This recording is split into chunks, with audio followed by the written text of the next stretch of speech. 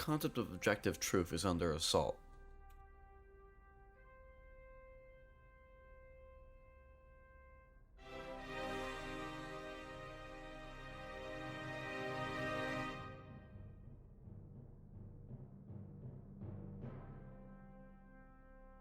People are rejecting facts for feelings.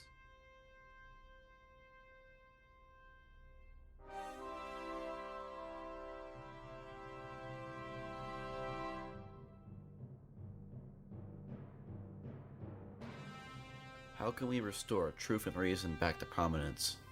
I'm Joshua Miller, and welcome to Think Critical.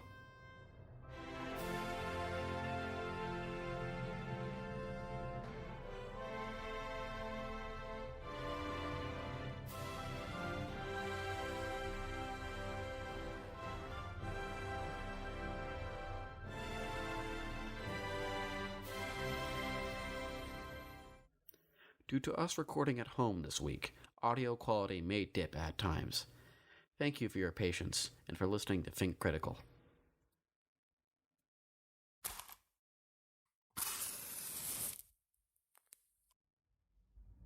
Lee McIntyre is a research fellow at the Center for Philosophy and History of Science at Boston College and an instructor in ethics at Harvard Extension School.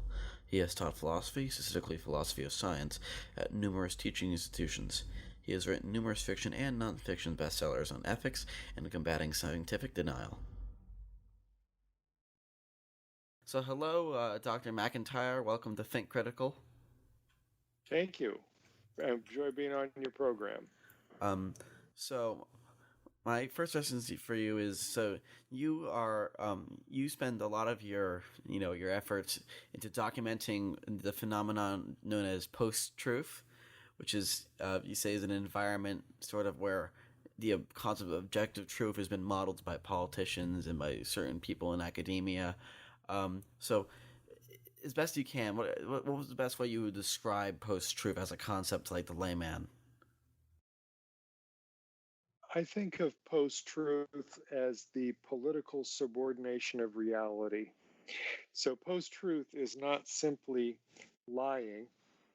It's not spin doctoring. It's not, any of the other possible ways that you could think of to disrespect truth. Post-truth is when somebody, for political purposes, wants to say something that isn't true because they wish that it were true. But the point of it isn't to convince you. The point of it is that by saying whatever it is that they wish were true, they're imposing a reality on you. That is, they're not even showing you the respect to try to convince you that a false thing is true. They're maybe saying something that you know is untrue, but they're showing how much power they have over you and disrespecting you by just telling you what it is, as if to say, I'm going to say this is true. There's nothing you can do about it. So, sort of, how do we get to this environment of post-truth? Like, what were like the beginnings and origins of this phenomenon? Has it always been around, or is it like why has it started to become more prevalent in recent years? Well, you might say that this phenomena has been around for a long time. Um, Political leaders have always found it expedient to lie and know that they could get away with it. Say, way back in the Soviet era, back in the Lenin and Stalin days, sometimes they would have the trappings of democracy. They would pretend that things were on the up and up even when they weren't, because it served their purpose. You could trace this back to Nero, back to Caesar. It goes it goes back a long way. What's new about it? The reason that the word post-truth came into fashion is because what's different now is that we've got social media and we've got the internet. And it used to be that propaganda or disinformation could only go so far. But now the information stream is polluted. Now lies can just be heard around the world almost as soon as the liar is saying them. And that has an especially bad effect because there are going to be people who are convinced by it and will amplify the message, and that just makes it worse. Um, if you're if you're trying to rule somebody, if you're trying to be an autocrat or an authoritarian, say, it's very useful to have a propaganda channel in which you can just spread your information. In some societies they only have one TV channel, one radio channel, and that's how they get their message out. And how do you know what's true? Because you're only hearing what the government tells you. In a world in which there are so many different media outlets, post-truth, the tactic that the would-be authoritarian has to use is to just pollute the information stream so that people really become cynical and they can't tell what's true and what isn't. So that some people will say, well, this leader, he sounds effective, he sounds confident, so I'll believe him. Yeah, so it's like it's more insidious because it's more organic and it's more subtle than rather than just like the government passing it down directly from the government for the government channels. It's like sort of born out of actors which are spread all around and they look like everybody else, right? Well, yes, it reinforces it. I mean, you had fake news. You had fake news in the French Revolution. People used to be very cynical about the news. What they heard, they expected. Oh, well, the person paying for the newspaper, they're not telling me what really happened. They're telling me what they wish happened. People didn't expect objectivity, and in an environment like that where you're skeptical, maybe then you're hungry for information from more than one source. The thing that I've noticed happening recently is that, as I said, the information stream is so polluted that people can go out there and actively look for information that reinforces what they already want to believe. That's I think the most dangerous thing. And as precursor of post-truth, we've all got this built-in cognitive bias to want certain things to be true. Yeah, so speaking of cognitive bias, do you think that this sort of cognitive bias has like become more pronounced in recent years, that people are becoming some more disaffected to the concept of an objective truth? Or do you think that this cognitive bias is sort of just remained the same, and because of other factors we're seeing more post-truth?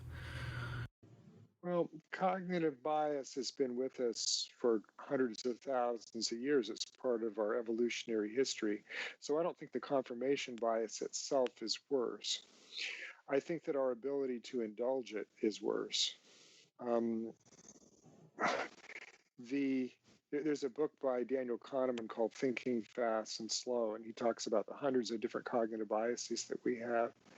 A good example is one called confirmation bias. We're more likely to seek out information that backs up what we already want to believe to be true. So maybe we'll cherry pick facts to try to make it sound like the thing that we want to be true is true. Well, that's especially dangerous when we can go on the internet and find thousands of other people who agree with us. There are the widespread availability of seems factual that backs up our cognitive biases. That's what's so dangerous. People used to deny that we went to the moon, but you'd never met anybody who felt that way because where were they? Now you can find a whole group of people, a whole community, probably more than one, on the internet who deny that we've been to the moon. And they've got faked videotape, and they've got conspiracy theories, and they've got all sorts of other things that you can tap into, which feeds your pre-existing biases. So really what happened is the internet took advantage of the pre-existing cognitive bias and just the human tendency for gullibility, and made it much worse. This human flaw of cognitive bias.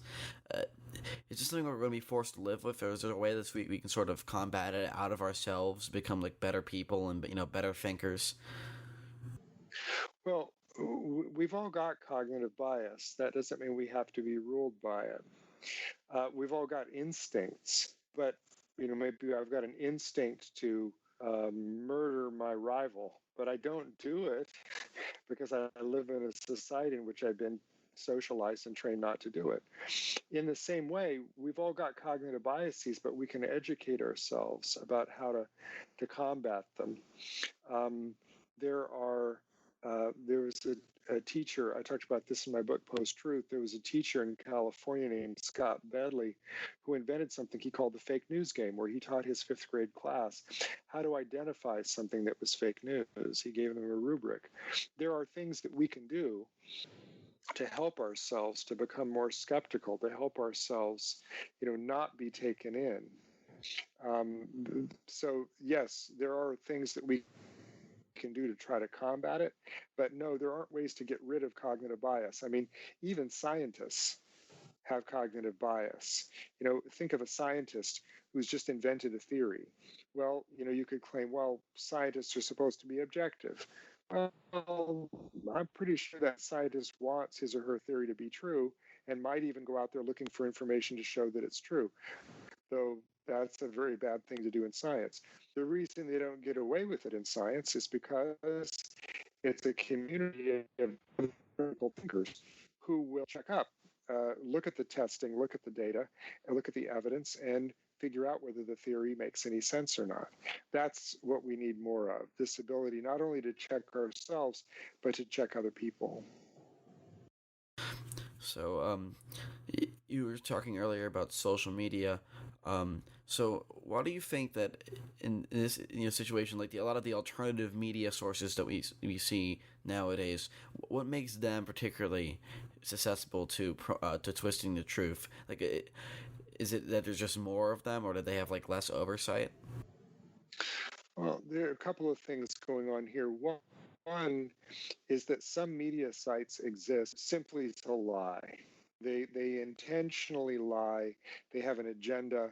They know exactly what they want you to think, and that's the message that they give you, hoping that you'll be gullible enough to believe it. So, which is propaganda. So that's one thing that's going on. At another level, there is, I guess there are the provocateurs, the people who are not very careful, the people who know what's clickbait, who know the sexy story or the sexy headline that they want you to click on. So they just don't have standards. Maybe they're not intentionally trying to lie, but it's a sort of willful ignorance where they're not bothering very hard. Another problem going on is simply lack of editing. If a news source doesn't have very much money to hire enough editors to really do good investigative journalism, maybe other things will slip through. Then if they're good journalists, they'll correct it the next time. Journalists sometimes make mistakes, but there are journalistic values about not reporting something until you've had it confirmed by two different sources. Those are the backbone of good journalism. Not every news right or left abides by that. So, do you think the decline of like traditional trustable media is permanent? I know that even some major papers like the New York Times and the Wall Street Journal have been running into issues of journalistic integrity lately. The New York Times, for example, doxing Scott Alexander of the Slate Star Codex, or the Wall Street Journal, New York Times opinion sections being full of very off-putting writers. Do you think that the decline of trustable media is permanent, or do you think that the journalistic standards are going to come back into force? Well, it's a long, complicated story that I'm not sure I have time to tell. I did tell it in my book, Post Truth. I'll give you the bullet version. Objectivity in media is really not that old. The expectation of objectivity in media.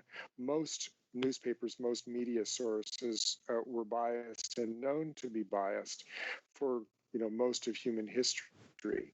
It was really the invention of the telegraph that started the push for objectivity, because different newspapers had their different biases, but they needed the straight news in order to know what was happening, and then they bias it. And when they were all the news through the telegraph, that started the for more objective.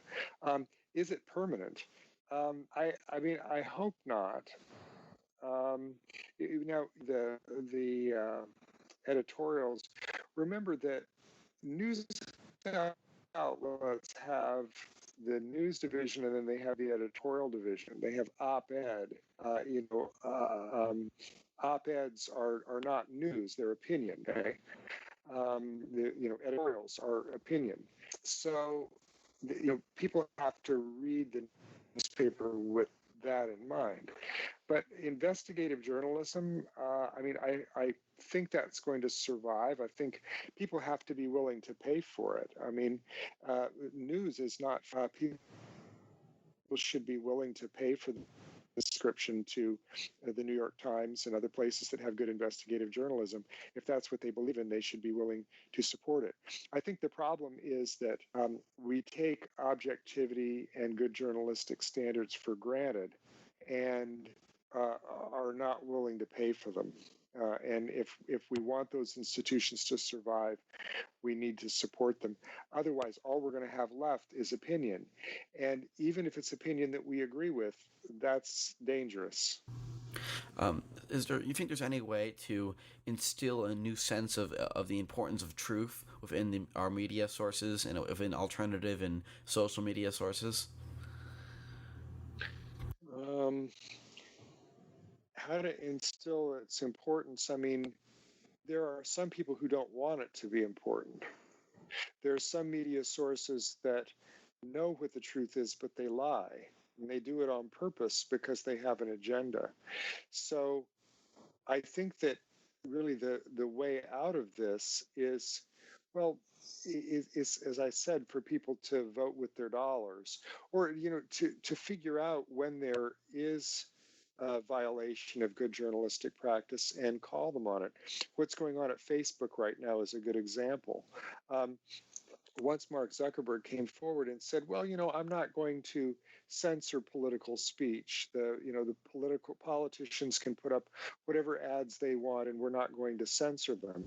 Well, what happened? All of a sudden, there were a bunch of companies that said, well, fine, we're going to pull our advertising from you. And all of a sudden, he's beginning to say, well, now this looks a little more important than I thought.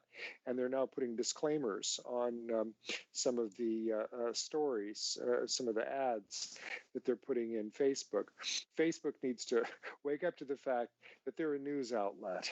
Okay, right now, there's, I forget the law, but they can't be sued for the content on Facebook because they're aggregating the news, they're not creating it. They've been shielded from responsibility for an awfully long time now for what they report. I think that there is beginning to be more accountability for Facebook, for Twitter, for other places that are effectively news outlets these days. Though I think it's kind of risky to take away the protections which Facebook and and Reddit or all those social media sites have in terms of content that's posted on them, because I think there's also a risk that if you give the government more oversight into those sites, then the government's not always going to be a fair and good institution, and any sort of control over a media outlet itself will probably be. It will probably lead to disaster. I agree. I mean, we don't, and that's not really what I'm recommending. I'm not saying that we need government control of Facebook any more than we need government control over the New York Times or NBC News. What I'm saying is that people need to wake up to the outlets where they're being fed fake stories and demand better. They can vote with their dollars, either advertisers or subscriptions. If you bought the New York Times and it was no longer the New York Times, it was the New York Times and the National Enquirer all mixed together, you'd cancel your subscription. That's what people are doing now with Facebook. It doesn't require government control. It requires people being awake to the fact that some of the news aggregators are not being objective. Worse than that, they're positively causing harm in some cases. I think that there are cases where you could argue where there do need to be tighter standards than that. Even Facebook recognizes that they have an office, they have a team that scrubs Facebook for pornography, for beheadings, for acts of terrorism. You don't see those on Facebook because they scrub for that.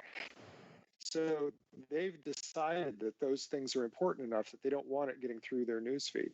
They could do the same thing for lying, for politicians lying. They could do the same thing when, any time something is not in the public interest. We're in a pandemic now. When a politician runs an ad that says the coronavirus is going to go away magically, you don't need to wear a mask. It's harmful information that could kill people. They could put a warning on that. So I know that during the presidential campaign, Andrew Yang proposed a third party independent ombudsman to essentially monitor the phenomenon of fake news. Is that a viable thing you can see? Like for example, the Federal Reserve right now is technically an independent organization. Would you see something like an independent third party NGO that could have authority to monitor sites? Would that be a viable solution? Well, who's monitoring the monitors, right? You will always have people squawking about the objectivity of the people who are doing that. Look, right now we've got the Congressional Budget Office. The CBO is nonpartisan. Their job is to give Congress numbers on any proposal that they come up with. What will this cost? And you hear squawking from politicians that, oh, this is biased. They're giving us the wrong number. So even something like that, you've got people complaining. Now, that doesn't mean that it's not a good idea. It doesn't mean that we don't need a CBO because people are going to complain about the CBO. I guess I'd have to think more about Yang's proposal of exactly how this would happen. And again, back to your point, how would it be mandated? How would that be a government ombudsman? Who would decide who the ombudsman was when he or she was being objective, how they could be fired, what their job requirements were? I think that a much more positive way to do it is what's happening right now. People are leaving Facebook. The number of corporations have decided to pull all of their advertising from Facebook finally got their attention. So I'm gonna just ask you right now, what are your sort of favorite examples of a post-truth phenomenon? What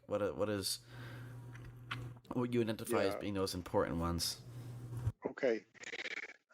Probably the purest example that I can think of is one of the oldest ones back during just after the 2016 election, during Trump's inauguration, when he said that he had the largest inauguration crowd in history. There's an example of post-truth. Anybody with two eyes could see from the pictures, could look at the evidence about subway ridership or the National Park Service, whatever you wanted, that was untrue. But Trump wanted his spokesman to say it anyway, because it was a shot across the bow. He was saying, I am powerful, I can lie, and there's nothing you can do about it. Maybe he did get certain people to agree with it. More importantly, he got people not to disagree with it. Okay, that is, whether they actually thought so or not at the time, there were some stunning number, like 20 or 30% of people who looked at those pictures said that that claim was true. Well, that kind of partisanship is very toxic. It's the political subordination of reality. Another example is the path of Hurricane Dorian, when President Trump took out a map and drew with a magic marker that Alabama was going to be threatened on a National Weather Service map. Again, laughable, ridiculous, but it was the political subordination of reality. He was saying, here's what reality says. I don't like it. Here's what I wish it said. Now here it is. Now, the two examples I've used there are both from Trump. He didn't invent post-truth, but he has given us some of the most egregious examples of it. Yeah, Trump is I like to say he's a post-policy president. It's everything which he does is just to make himself feel better. To be honest, he's very childlike, and I think his actions have really emboldened a lot of people on the farther left, like people Further like left or further right? further right. I think is always like at least post Mitt Romney has been super invigorated to just lie completely. I've never seen a single true statement from a reactionary because that they exist to conserve what they want. But I think the further left has been reinvigorated by Trump too. People like Bernie Sanders, his campaign manager, who constantly lied for no reason, basically about programs which happened in Venezuela and the effects of economic decisions made all across Southeast Asia, just to basically make herself feel better because she was a full blown authoritarian socialist. I don't know why he hired her. I'm not familiar with this, but one thing that's important. This is important in this whole topic and this whole debate. A lie is something that's intentionally false. So if the person actually believes it, then what do you say? It's kind of like Now, double think. well, yes, but here's something. Here's a real brain breaker. One of our cognitive biases is the repetition effect. If we hear something over and over again, we're more likely to believe that it's true. And social psychologists have shown that that's true, even if the first time we heard it, we know it's a lie. But the more often we hear it, the more likely we are to believe that it's true, even if it's the same message that we've already heard over and over. And I wonder if that might be true, even if we're the one telling the lie. That is, if you say something that's wrong, and then can you delude yourself? I read a book one time by Robert Trivers called The Folly of Fools, in which he's talking about this kind of self-delusion, and he says that the easiest way to fool others is first to fool yourself. And so I wonder if there's some point at which people begin to believe their own propaganda. It doesn't make it better, but it does throw a curveball in there, right? Way back, Reagan's press secretary, Larry Speaks, said at one point, if you tell a story 5 times, then it's true. So, even if you're making it up, you repeat it and then you begin to believe it. And, oh, I thought that was true because I've been telling this story all these years. So when you accuse somebody of lying, what you're saying is they're saying something false and they know that it's false. I think that's why so many newspapers hesitated at first to make the claim that Trump was lying, because how do you verify that he knew that it was false? Over time, it was apparent, and now what's he up to? 17,000 lies. Yeah, it's kind of like an echo chamber effect, right? Like, I know in online spaces, radicals both left and right, they'll just say somebody says something there. It doesn't matter if they verified it or not. Because if they're a member of the community, that people are going to repeat the same thing, just be a member of the community. But also because, and it makes them very dangerous to debate against because they've sort of wrap themselves so hard in their identity that they can't separate any position made by their community with their own identity, so they can't check Yeah, themselves. and you have to do that whether you, no matter what your political identity. I mean, people who say things like, um, we have enough nuclear weapons to blow up the world 1,000 times. I don't know if that's true or not. I've heard people say that, but is that actually true, and what does that mean? Or a handgun in the home is 500 times more likely to kill the person who's using it than an intruder. Is that true? I've seen statistics which dispute that. Um, so there are sometimes people have just loose talk about things like that. Things that look here's a more contemporary one. Um, is climate change an existential threat to humanity? That is, if we don't do something about climate change, will it wipe out the human race? Um, that is the story that you hear in the mainstream media. I'm not sure that it's true. Now, I think that climate change is a horrible thing, and it will have devastating consequences and lead to millions of deaths and untold suffering. And I'm writing a chapter in a book right now on it. I think that climate change should be the number one item on the next president's agenda, because it is a horrific threat to humanity. But is it actually true that it will erase human life from this planet? I don't know if that's true.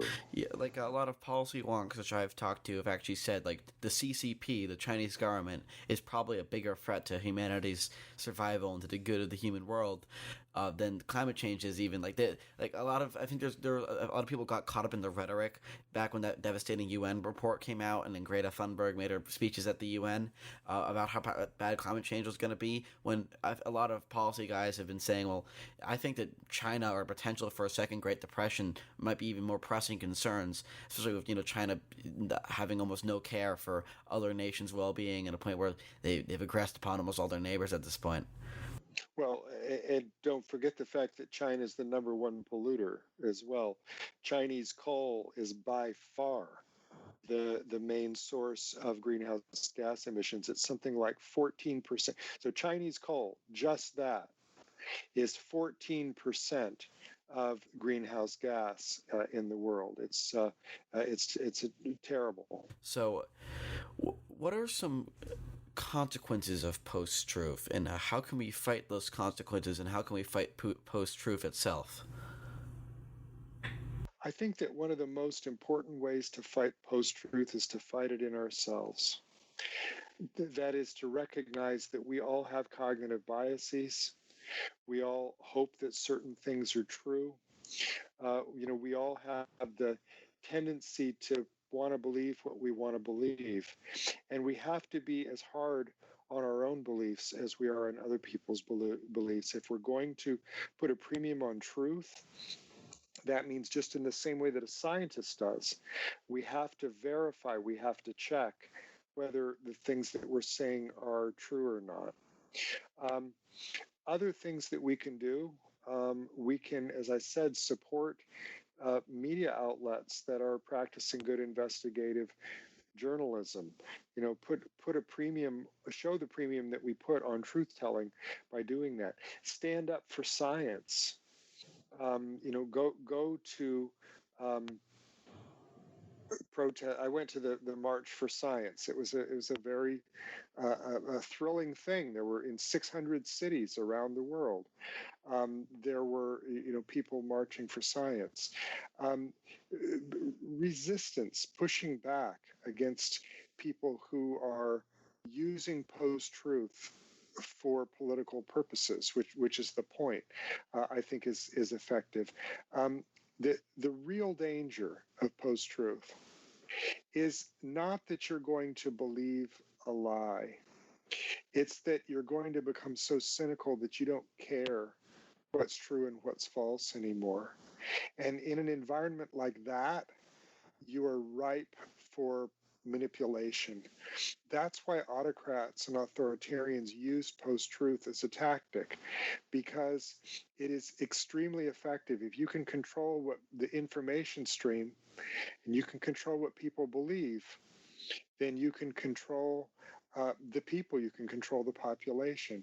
It is, if you read Hannah Arendt, the great Holocaust historian, um, she talks about this. She talks about how authoritarians use propaganda, how they use their control over information um, to control the population. That is the thing that I'm the most worried about right now, because I'm afraid that post-truth leads to authoritarian rule. So, and by the way, I think there's a nexus here between things like climate change and anti-vax and all of the other science and corona, the hoaxers, all of the science denial that's going on right now.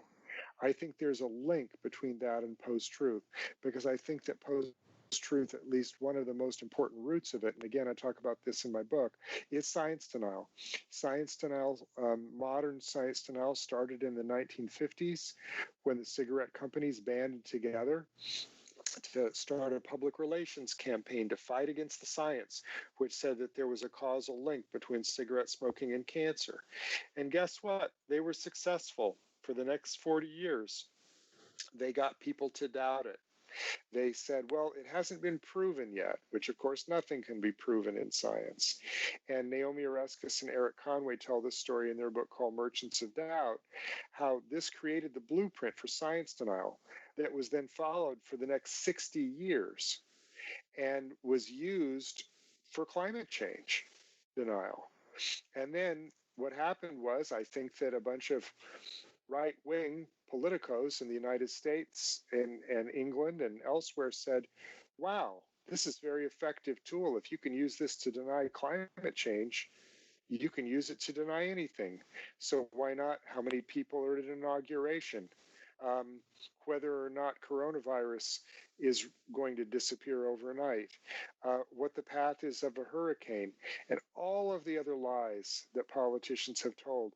It's all from the same playbook.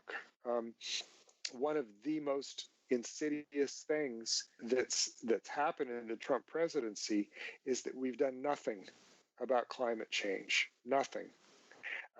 That, you know, as horrible as all of the other things are that have happened, the human suffering, the just the things I can't even list. There's so many of them.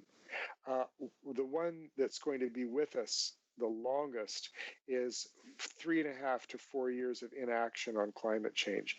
That could lead to millions more deaths. It may not wipe us out as a species. Of course, we don't know that. We don't know that it will. We don't know that it won't. But it will lead to millions more deaths and untold suffering if we don't do something about climate change. And to make matters worse, he sucks up to the regimes which cause so much of the pollution, right? So, Yes. so here's my question, my last sort of question.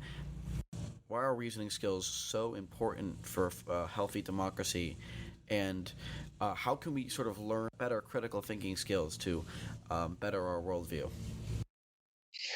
Um, it's a great question, and I think that philosophy is the answer.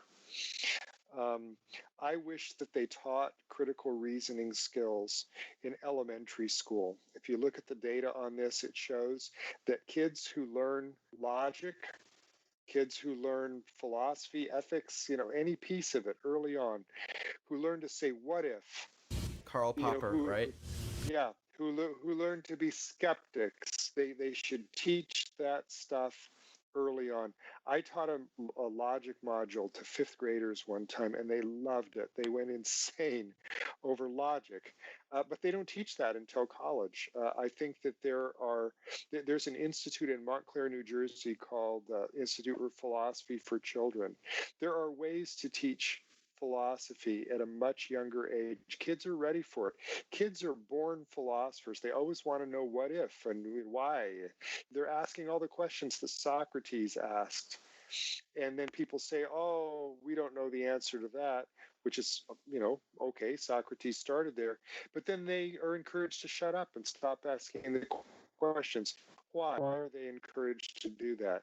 If we had more kids thinking about these kind of things, I think we'd be better off. People are always complaining these days, people my age at the very end of the baby boom, about young people. I think young people are going to save us.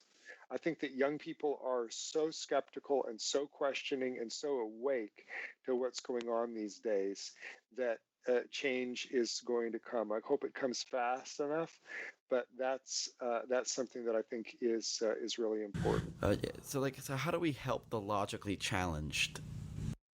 Yeah, how do we help them? I mean, one thing to do um, is for more philosophers to engage with the general public. This is what I do now. I'm writing. There are other people out there. I've got a friend named John Haber who's got a book out called Critical Thinking. Same series my book's in with the MIT Press and Essential Knowledge series. His book just came out. It ought to be widely read.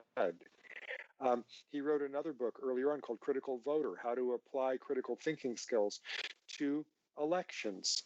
I've got another friend, Andrew Norman, who lives in Pittsburgh. He's also what they call these days a public philosopher, writing a very important book on the defense of reasoning skills in this day and age.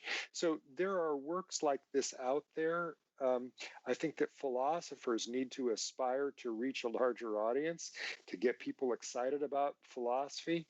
But I think people need to also read those books. I'm not trying to be self-serving here and just sell more of my book. The reason I'm writing the books that I'm writing is because I think that it's so important for us to reach a larger audience to think about this. When you've got Senator Inhofe from Oklahoma going into the Senate chamber holding a snowball as an alleged refutation of climate change. That is so ignorant. That's such a misunderstanding, not only of the difference between climate and weather, but of what it means to refute something. Again, Karl Popper. We need critical thinkers. We need people to understand what it means to reason. Look at Congress. They're not even talking to each other these days. I mean, that's another thing that we can do to overcome post-truth. I defy you to find a political speech these days where there aren't empty seats behind them. And this isn't just because of coronavirus. This has been going on for a long time. People in Congress do not talk to one another anymore. They go across the street to their other offices and they dial for dollars, the money, for the money for their campaigns. We need to talk to one another again. We need to engage with one another and question one another. I'll say one last thing on. There was a book by Cass Sunstein called Infotopia, in which he talked about the fact that when you got people, they reasoned better than when they were individuals. You could give a group a problem and the group would solve it where any individual in the group couldn't, which meant that they weren't just deferring to the smartest person in the room. It meant that the group got smarter by having the ability to question one another. You ever watch the show Who Wants to Be a Millionaire? Ask the audience. That's the best lifeline because there is wisdom in crowds. Yeah, and that's of course engaging people with reasoning skills is of course the goal of our podcast here at Think Critical.